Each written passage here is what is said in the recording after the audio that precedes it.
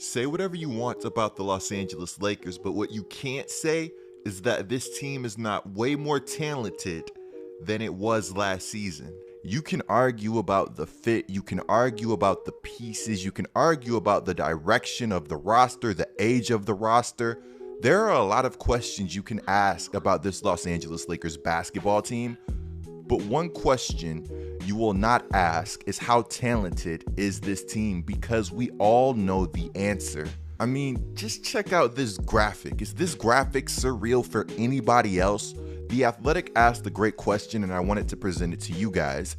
How many games do you think that this team would win in the 2013 to 2014 NBA season? On top of that, I want to know your biggest concern for this Los Angeles Lakers team. Lakers training camp has been going very well. It's been going so well that it has kind of changed my outlook on this squad just a little bit. Now, before we go more in depth on the Los Angeles Lakers, if you are new to my channel, be sure to subscribe and turn on notifications. If you turn on notifications, you will be entered into an NBA 2K22 giveaway. If you already have NBA 2K22, then you can enter a VC giveaway by following my stream. The link to my stream will be down in the description below and in the pinned comments. I've been loving NBA 2K22 so much that I made this crazy Kevin Durant build, and I want you guys to see this build in action. Speaking of Kevin Durant, if you guys want a Nets video tomorrow, let me know down in the comments below. We're going to get into the hot topics and the juicy stuff very shortly, but first I want to talk about this picture that has been making rounds on Lakers Twitter. This picture is just perfect. It doesn't tell me anything new, but it reaffirms what I already knew. I think this Lakers team is going to have fantastic chemistry. You have guys on this team that are playing for each other. It's a completely different experience when you have guys playing for each other as opposed to where you have guys just trying to get their own and hooping like it's open gym. One of the hottest topics surrounding the Los Angeles Lakers has been Russell Westbrook, and what is his shot going to look like in a Los Angeles Lakers uniform? We already know Russell Westbrook is one of the most dynamic playmakers in the league. He gets downhill with the best of them. He's an absolute blur in transition and can find the open guy at the blink of an eye. You guys really didn't need me to tell you guys this, but LeBron James is absolutely going to love that. For one, last season the Lakers lacked playmakers. They went out and got one of the best playmakers in the league. But for two, the Los Angeles Lakers in 2021 want to make an emphasis on getting out in transition. To quote LeBron James, we definitely want to get back to being the #1 fast break team. I think that's one of the best things we could do this year. Our ability to get out and run. Obviously, Russ is always top 5 in pace in our league. So being able to use that and extend and use that to our advantage is going to be beneficial to our overall offense. Last season, the Los Angeles Lakers were 11th in fast break points, averaging 13.2 fast break points per game. They were right behind Brooklyn, who averaged 13.5, and you guys could maybe guess who was #1? Maybe not. The Memphis Grizzlies averaged the most fast break points per game, averaging 17.1. Surprisingly, Westbrook's old team, the Washington Wizards, only averaged 11.5, good enough to make them the 20th best fast break team in the league. I watched a lot of Washington Wizards games last season. It felt like this team moved as Russell Westbrook did.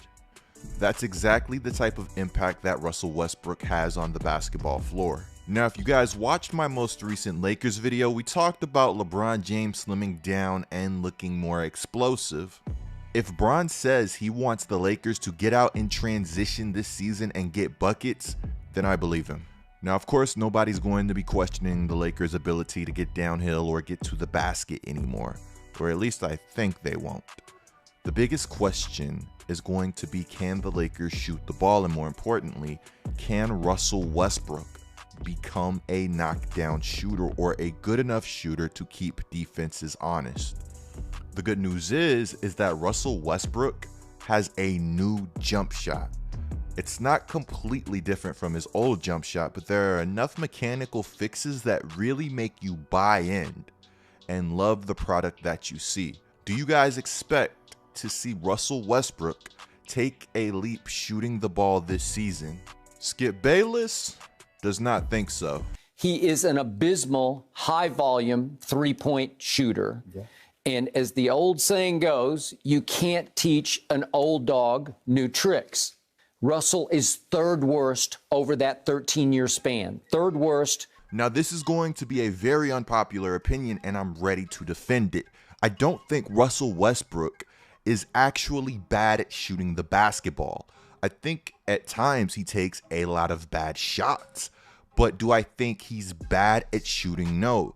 If you look at his free throw percentage throughout his career, for a majority of it, he shot free throws in the 80% range. There's not too many horrific shooters shooting free throws at 80%.